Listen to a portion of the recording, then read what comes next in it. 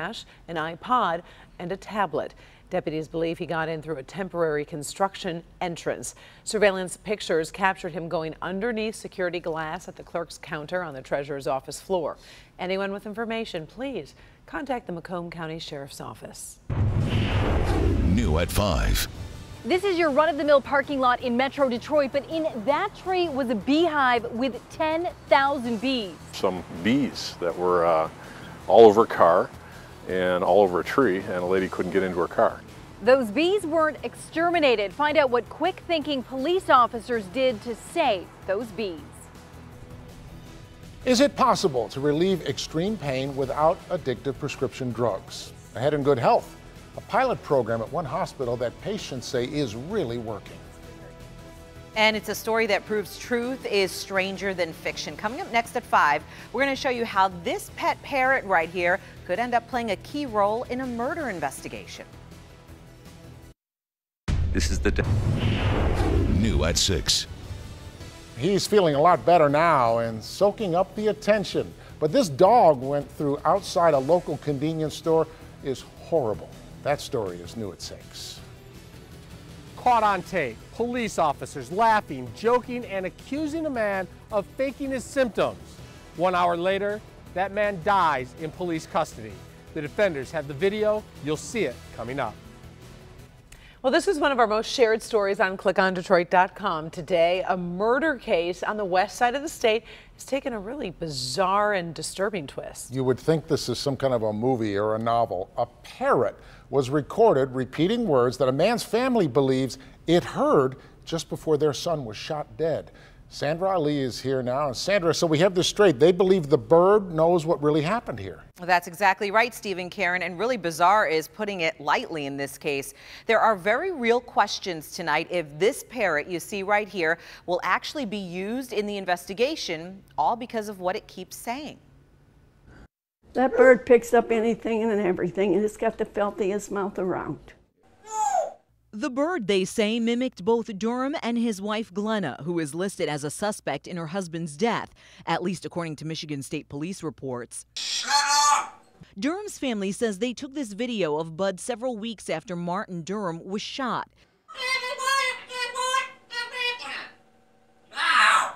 It starts with what sounds like an argument with the bird changing voices. And all of a sudden this came out of the parrot's mouth. I personally think he was there and he remembers it and he's saying it. Police reports show a witness asked police whether they could use the bird as evidence, but they don't show that the detective responded. Newaygo County Prosecutor Robert Springstead says he's aware the couple had a bird that talked, but said he hadn't seen that video. State police identified the wife as a suspect in a murder-attempted suicide, suggesting she shot him 5 times before turning the gun on herself. They say she left 3 suicide notes, but in an interview with police after she recovered, she denied killing him, saying she remembered nothing until she was in the hospital. It's frustrating. I cry. Constantly. And the worst thing for a husband to do is to look over at his wife crying. And there's absolutely no way of comforting this woman because there's no settlement there at all. The prosecutor in this case said actually today that he plans to make a decision on charges in 2 to 3 weeks.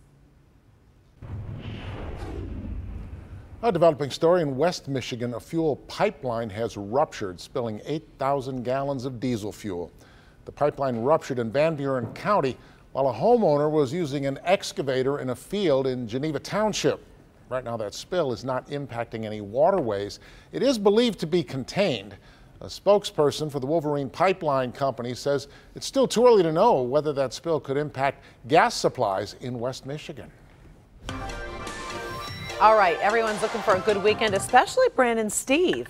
He has been working hard all week. He's been mulching and flowers, and he cleaned his garage. I just want to go outside and play. Yeah. And about 10 million people want to go on Belle Isle and watch some race cars. Right. True. So you're going to have to pick your timing here very carefully. Okay. Is your microphone not on? We'll stretch for a little bit. You know, but right now, did you know it's 81 degrees and the humidity is 35%? Yeah, I'm just filling in here, guys. Yeah. So Yeah, on. Oh, and you'd think that I'd know the rules, how to turn a microphone on. Well, I got it now. Thank you very much. Good evening. Looking great out there now. We've got a big Tigers game tonight. Should be just fine. 81 degrees with a light wind. A quick little snapshot into your weekend. The big Grand Prix weekend here on Belle Isle. 76 degrees tomorrow. We're going to start with the sun. Things get a little iffy after 8 or 9 p.m. Some showers and storms. Also probably some high school graduation parties this weekend. So just keep an eye out if you have an outdoor party planned Saturday night. Sunday, spotty afternoon showers. Both days we should be in the middle, maybe upper 70s. Especially tomorrow if we get enough sunshine hanging on, but I do believe those high clouds will begin streaming in through the afternoon and evening. Here's the current look. Satellite and radar doesn't show much in the way of trouble, but cold front out to the west comes in, combined with some moisture down south, and the two of these lead to a little bit of weekend trouble here. And if you're like Steve and you put the mulch down and you're getting the garden ready, you want or need a little bit of wet weather, and we haven't had a whole lot here lately, so we get a little bit. We get through the day tomorrow. Here's 1 p.m. and notice the clouds coming up from the south, but the wet weather should hold off. We'll stop it here 9, 10 o'clock. Some weekend super soakers also late Saturday and overnight. We could get some decent deluges coming down, and then we get a little break through part of the morning, and shower activity picks up again once we go into your Sunday afternoon. So not an all-day soaker on Sunday, but certainly the wetter of the 2 weekend days. Here's a look at what we have going on for your Saturday. Looks good. Starting out with that sunshine, 63 degrees. It's race weather through the afternoon. Totally dry. South-southeast winds 5 to 10, 76 degrees, maybe a little bit warmer than that. Again, sort of depends on the timing of the high clouds, but harmless high clouds coming in late on Saturday, and those showers again holding off until after 9 p.m. Here's what we have going on Sunday. Scattered showers. Don't know if we're going to see a ton of sun on Sunday. Monday, a little bit of sun mixed with cloud cover, but it's a slow-moving system, and it's going to generate some more showers Monday afternoon and maybe Tuesday afternoon before it pulls out, and it cools us off for a little while. Low 70s on Monday and Tuesday, and by the end of the week, close to 80 again. We're back at it. I like it. Yeah, no washout Sunday. I don't think so. I think we get a decent break, but mid to late afternoon when they're going to be racing, there will be showers around. All right. Overgrown grass, debris, and a vacant home left wide open. Coming up in my Help Me Hank report, how you can work with the city to take care of problems like this one in your own neighborhood. New tonight. But up first, tragedy unfolding at a Texas military base. A group of soldiers swept away in the floodwaters. That's next. One day. The search for 4 missing soldiers continues in Texas after their truck was swept away by floodwaters. 12 soldiers were in that truck when it got caught in those fast-moving floodwaters. 5 soldiers were killed. 4 remain missing tonight. 3 others were rescued and hospitalized, and all 3 are expected to be released today. This tragedy extends well beyond Fort Hood, and the outpouring of support from around the country is sincerely appreciated. The search for the 4 missing soldiers comes as most of Texas is under a flash flood watch. The Blue Angels have suspended flying while they investigate what went wrong during a practice flight in Tennessee. Yesterday's crash killed Marine Captain Jeff Kuss. He had been with the Blue Angels for 2 years. The crash happened near Nashville shortly after takeoff. This weekend's air show in Tennessee has been canceled because of that crash. It's the first crash in nearly a decade for the Blue Angels. New at 5:30. Grandstands, Grand Prix, and today the view on the track, all for free. We take you behind the scenes on Belle Isle as we get you prepped for a big race weekend. It is a fall from the heights. A local TV star finds himself now looking at the possibility of a lot of time in prison. His story ahead on Local 4 News. Bees, bees, bees. 10,000 bees outside of a business plaza in Troy. Well, now they have a new home. We'll tell you how they were saved. Beauty. Live from downtown Detroit. Local 4 News at 5:30 starts now. Thousands of bees swarm a Troy strip mall. When police arrived, They did not call an exterminator to get rid of them. That's because the responding officer was pretty quick thinking. He remembered that the honeybee population here in Michigan is really getting dangerously low. That tops our news tonight at 5:30. They picked up the phone and called the Michigan Beekeepers Association looking for help. The bees were in a tree at a strip mall at the corner of Big Beaver and John R. Priya Mann shows us how those beekeepers captured the swarm and moved them to a safe place. Wait till you see what's inside this tiny hive. 10,000 bees, approximately 8 pounds worth of bees, were rescued in Troy. Bees in a tree are bees in a tree. We've had other animal complaints that are just as odd. Troy police were called after thousands of bees decided to build a hive in this tree, but their new home was at a strip mall at John R. and Big Beaver. If a kid bumps into the tree or something, a big clump of bees is going to fall down on their head. And I immediately thought we had to do something about it. This veteran police officer is an avid hunter and fisherman. He knew right away they were honeybees, a vital species in decline. I didn't want to see them die. Not because I'm a tree hugger or anything like that. I just didn't want to see them die. They're a valuable creature.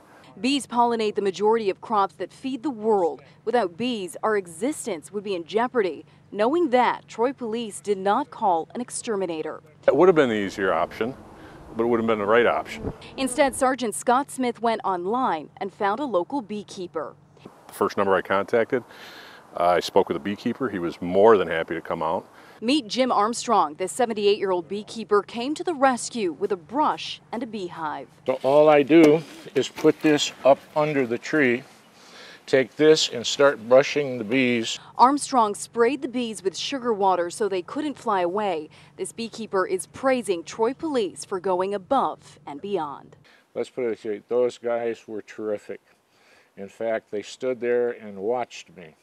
And they helped me. Next time you sit down to eat some fresh biscuits and honey, maybe you can thank me. These bees will be moved to Clarkson, where they will begin producing honey. And 10,000 bees can produce about 500 pounds of honey per year. I'm Priya Mann, Local 4. And by the way, the beekeeper says the majority of his calls actually come from exterminators who recognize honeybees and don't want to destroy them. He became a celebrity on national television. Now he finds himself possibly looking at spending much of the rest of his life in prison. Michael Skupin is headed to trial on some very serious charges. Local 4's Rod Maloney is live with this story. Rod? Yeah, Steve, you know, the premise of the show Survivor is to use guile and storytelling and sometimes flat-out lies to win a game. But prosecutors are saying that Skupin used those same skills in real life, not reality television, and for that they want him to go to jail. Wasn't so long ago, Skupin was the fair-haired television star. After his 2 years on the network show Survivor, his first visit cut short when he fainted and fell into a fire that required his evacuation from the Australian outback. In the years after his star turn, however, the 54-year-old White Lake resident tried his hand at motivational speaking and investment advising. And it's his handling of the money that first grabbed the attention of state investigators. In his preliminary exam in a Clarkston courtroom today, Attorney General's Office investigator Diane Salter called the financial program Skupin ran Pay It Forward, that technically, she said, didn't exist. The accounts listed for Pay It Forward, like if you wanted to participate in it, were all in Mike Skupin's name, or possibly that ministry's, but every account on that website showed Mike Skupin. Law requires invested money to reside in company accounts. Then came State Police computer investigator Sergeant David Boyk, whom we cannot show on camera. He testified upon looking into two of Skupin's computers that he found child pornography on both after finding this search. There was a Google search that stuck out to me, specifically this black bookmark that included the report. It was a search for can a 7-year-old have sex? Now, Skupin's defense attorney spent a lot of time in the hearing today discussing the notion of whether anybody could prove that Skupin was actually using the two computers in this case that might have actually shown that he made those searches, and they all said no to that question, so that's clearly going to be part of the defense here. But one of the other things that happened here was that the investigator for the Attorney General flat out called that whole investment scheme a Ponzi scheme, which is part of what brought all of these charges against Skupin. Back to you. Rod, you really have two things at work here, the pornography and the Ponzi scheme. What kind of prison time could Skupin be looking at if convicted on these?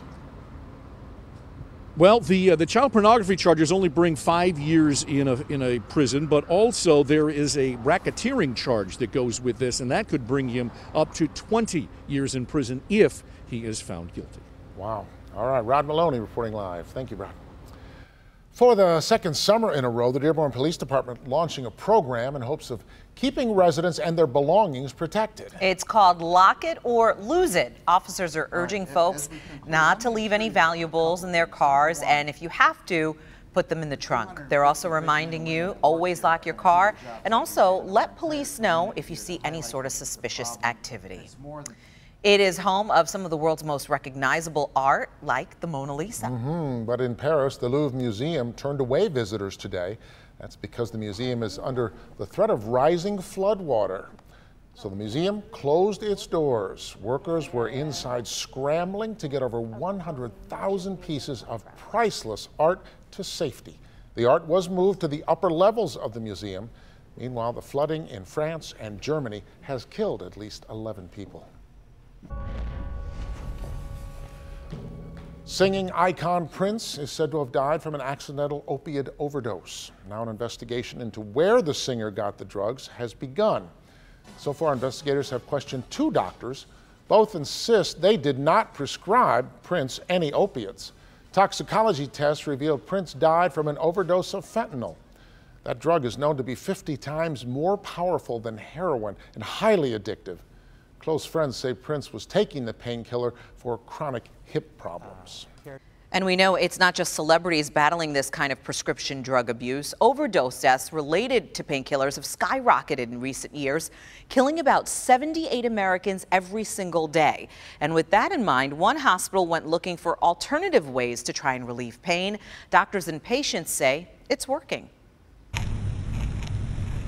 Trying to relieve chronic pain has led to a national health crisis. Since 1999, more than 165,000 people in the U.S. have overdosed on prescription painkillers. Millions more are addicted. The Cleveland Clinic took the problem as a challenge: how to help people in pain without using medication. These patients come to us either really motivated and looking for something different, or feeling like this is their last resort and they need help. In 2015, the Cleveland Clinic Wellness Institute began a program to treat chronic pain patients using alternative drug-free therapies, including yoga, acupuncture, and hypnosis. Learning to relax away the pain. There are people who swear by it. For years, Connie Powell took high doses of Percocet and Vicodin for pain relief. I'd given up on life. I didn't feel there was any way out. She found her way out and away from prescription drugs. Others have found success, too. We've seen people get rid of their walkers. We've seen people return to physical activity.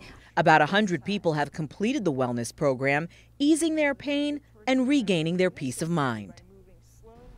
The program is also billed through primary care, so insurance does typically cover the cost.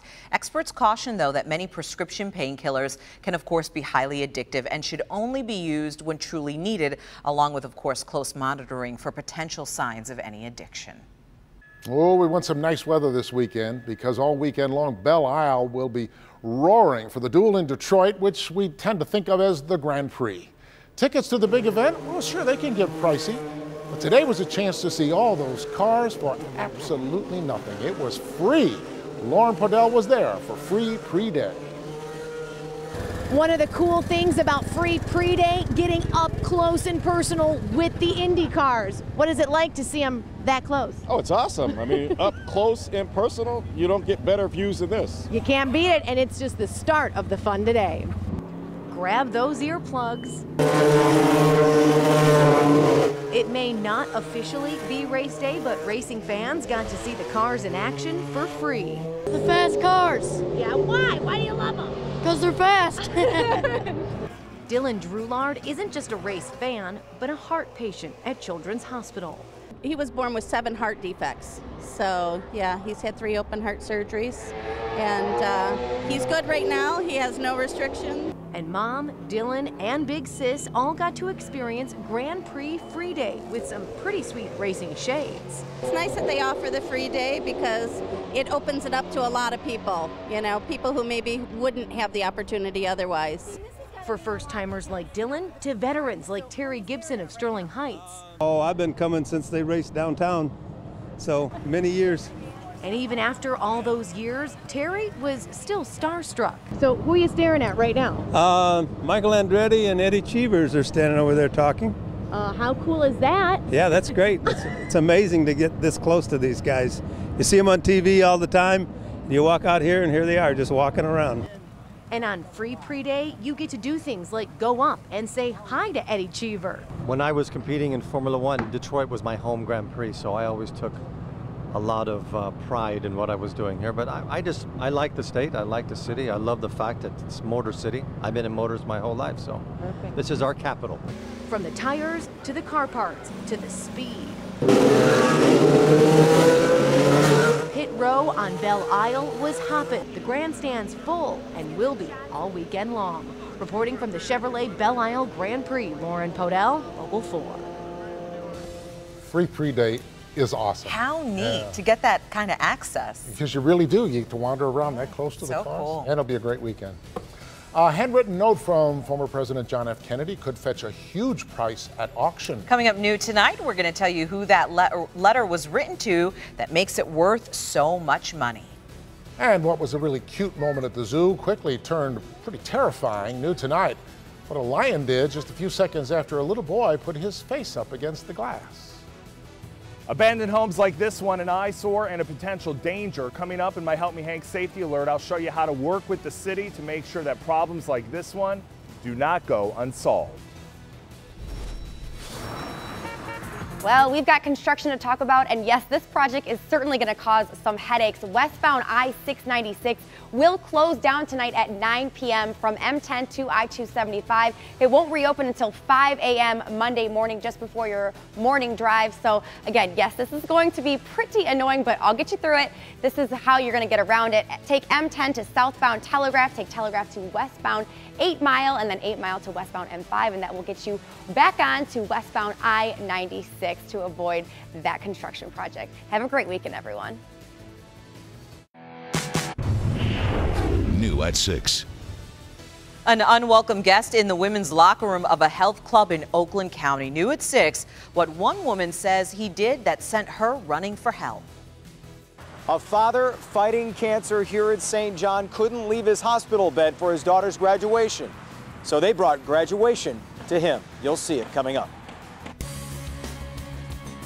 In tonight's Help Me Hank Safety Alert, critical information for residents who are just tired of looking at abandoned homes and dangerous eyesores. Consumer investigator Hank Winchester reveals what you can do to get the city's attention and get results. This neighborhood has seen a lot of changes over the years. Just over that fence, Barry Gordy's old mansion. That street is still in pretty good shape, but take a look here. Abandoned homes, overgrown lots, but as you will see, there are things you can do to take care of problems like this one. They're wide open, surrounded by overgrown grass and weeds, a real danger in the city. Abandoned homes, thousands in Detroit, and these homes back up to the house owned by Patrice Jones. Well, I've been in Detroit all my life. I've lived here almost 30 years. But time has taken a toll on the neighborhood, and now Mrs. Jones's well-cared-for home and yard is surrounded by this.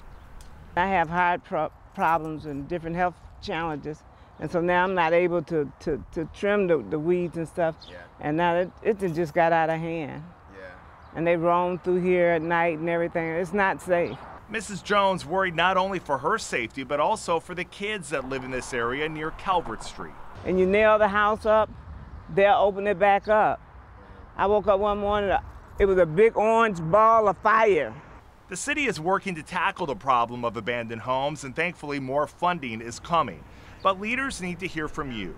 There are 7 district managers that can either be reached by phone or email. You can let them know about abandoned homes or problem vacant lots near your home. For issues like blight or problems with traffic signals or illegal dumping, the Improve Detroit app is a great resource. Simply enter the information on your phone and a work order is almost instantly generated.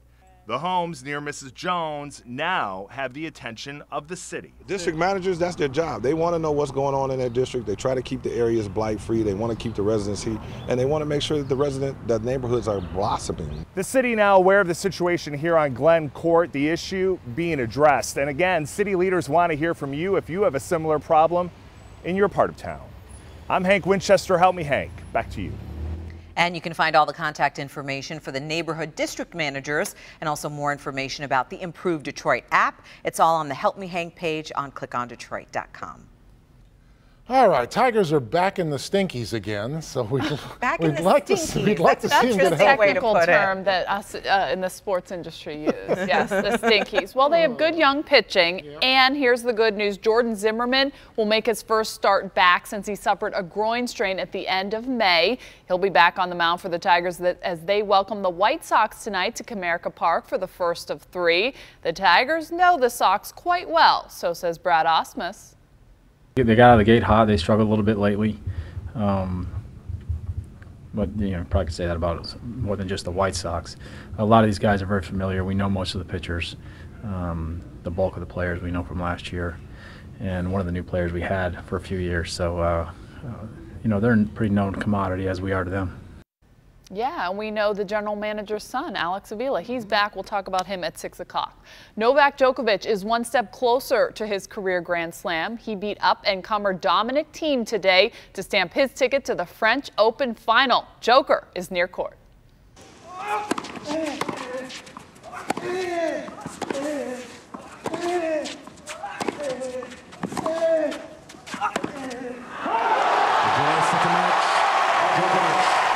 Joker 1-6, 2-6, 1-6-4. He will face Andy Murray in the French Open final. We'll talk about the women's final at 6 o'clock. How about Michigan softball? Game 1 of the World Series game against LSU was postponed last night, and here's why.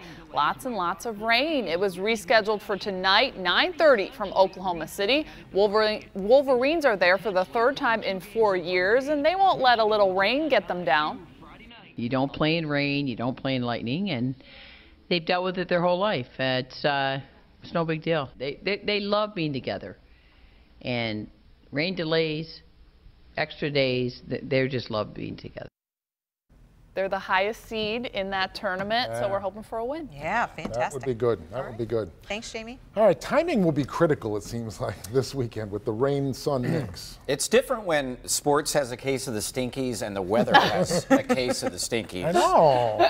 It can be bad news for a while. Double case of the Stinkies. That's just stinky. Sometimes the weather Stinkies can save the Tiger Stinkies, though, if we just get the rain to postpone things. That won't be the case tonight, and even for tomorrow afternoon's game. But at the Grand Prix, the big race Sunday could be dealing with some weather delays due to some rain showers. Here's a look outside right now from Mount Clemens. Beautiful shot, 81 degrees at Metro in Troy. We've got 79 in Howell and Ann Arbor. If you are heading out to the ballpark tonight, again, White Sox and Tigers. First pitch 7:10. We're in the upper 70s tailgating, into the lower 70s by 9 o'clock, but it's barely sweatshirt weather when you walk out.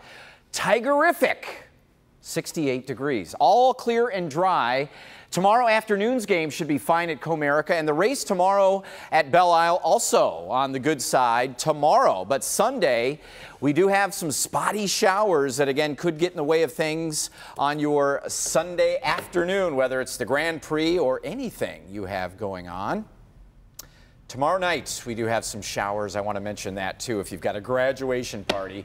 But it should be late tomorrow. Here is our Hanson's weather window, and this is a beautiful shot of how your day went. This is Greenfield Village, the flag flying up there, lots of blue skies. Yeah, pretty sky. Do have a little bit of cottonwood blowing around out there, but we can handle it. Oh, yeah, so pretty today. Really All is. right, thanks, Brandon. Yeah. The real estate market has slowed down just a little bit, but there is one part of the market that is red hot. Coming up new tonight, why some are turning to a little elbow grease in hopes of cashing in on a big profit. But first, another scary moment involving a child at the zoo. We'll see what this huge lion did just as this little boy turned around. That's next. coming up tomorrow on Local 4 News Today. There's a lot that goes into the perfect garden, from mulch and soil to what flowers and plants. We've got you covered for your garden on Local 4 News Today.